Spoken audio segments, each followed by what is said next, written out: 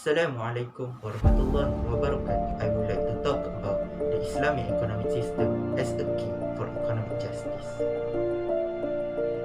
Islam is a complete religion that covers each perspective of human life, in which Muslims should instill the Islamic values not only spiritually but also politically, economically, and so on. Modern economics in the world tend to ignore the economic justice, since the system separates between economy and religion.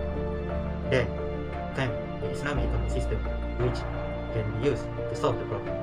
There are so many definitions from the Islamic economic scholars and the conventional economic scholars, but in my point of view, Islamic economic system is an installation of Islamic value to be put in every economic problem in the world.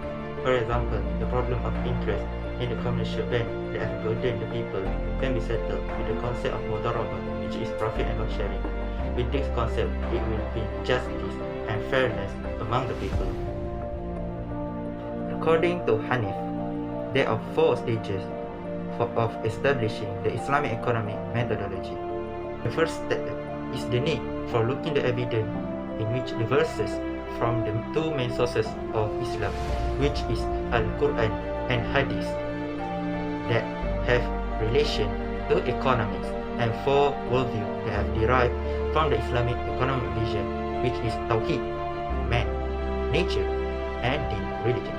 The second step involves systematizing these verses and practices into principle, hypothesis, and assumption, which will be investigated and validated or otherwise, and the words and ideas implicit in them.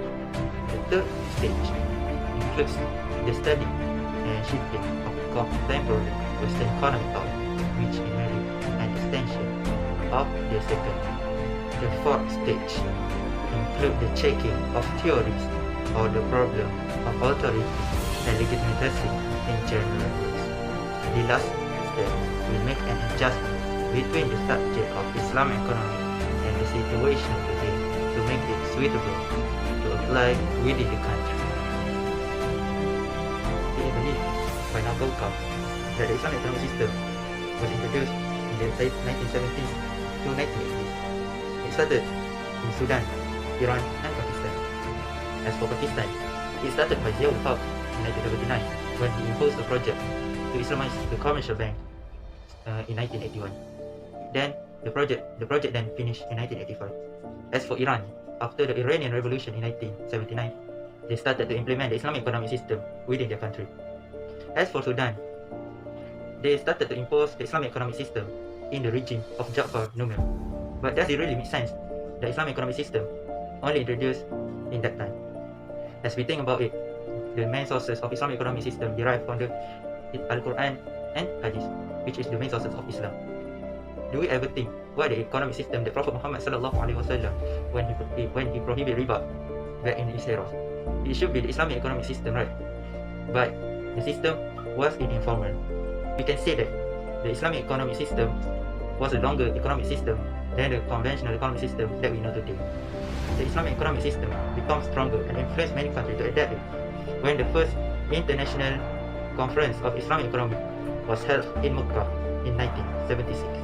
The prohibition of riba and the substitute of mudarabah and the introduction and growth of the Islamic finance was believed as the 2 factors that contribute to the existence of Islamic economic system.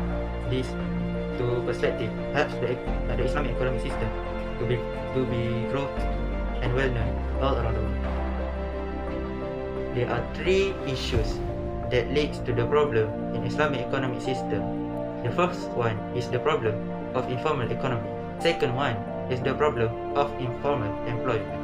And the third one is the problem of the goals in the Islamic economic system.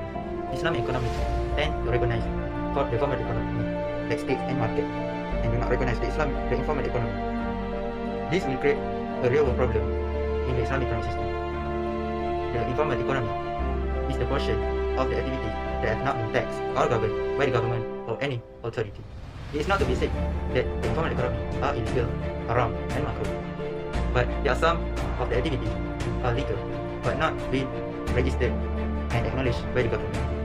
For example, when there is a company ruled by a person that is not registered by the Company Commission of Malaysia, SSM, then it cannot be taxed by the government as it is not registered. So it is considered under the informal economy. Moving on to the second issue, which is the informal employment. There are three categories of it. The first one, the unpaid workers in the informal jobs. The second one, informal workers in the formal fields.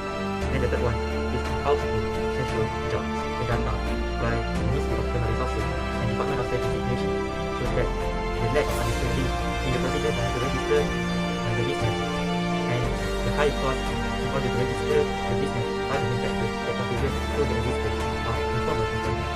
Also, there are several more issues that lead to this problem, which is the education background, the gender, and poverty rate.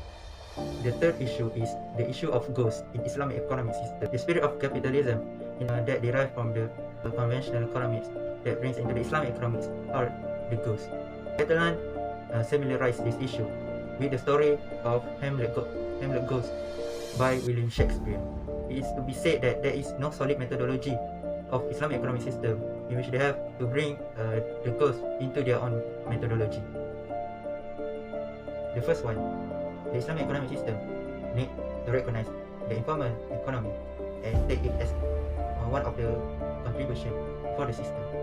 The second one, the government must intervene in the informal employment and help the people in the sector to be registered by the government. The third one, on the issue of the ghost in Islamic economy, there is a need to go back on the fundamental source of the Islamic economic system, which is Al-Quran and Hadith. The fourth one is the need to enhance the Islamic finance and prohibition of riba. In order to recognize this informal economy, the government via zakat and wakaf institution can give assistance to those people who involved in the sector. Also, the Islamic nation can also recognize this system as part of their GDP. In order for government to intervene in the informal employment, the government can assist those people who involved in the informal employment to start to register their work and business towards the government. The government also need to change their data management and start to recognize this informal employment and informal economy through the system. For the third issue on the goals of Islamic economic system, we need to go back on our fundamental source, which is Quran and Hadith. Islamic economic scholars should have a conference in order to discuss about the issues and fix what is not parallel with the sources. For the point number 4, there is the need to increase the investment for the Islamic bank to expand their business worldwide. This will create the Islamic bank to be influenced and developed more, as it will enhance the Islamic finance as well as the prohibition of riba, as the Monologue system was used by the Islamic bank. It is crucial since these two things are recognized as the founder of Islamic. As a conclusion, I believe this system has a bright future to expand. A lot of work needs to be done to fix any shortcomings. This system is proven to be the key for the economy.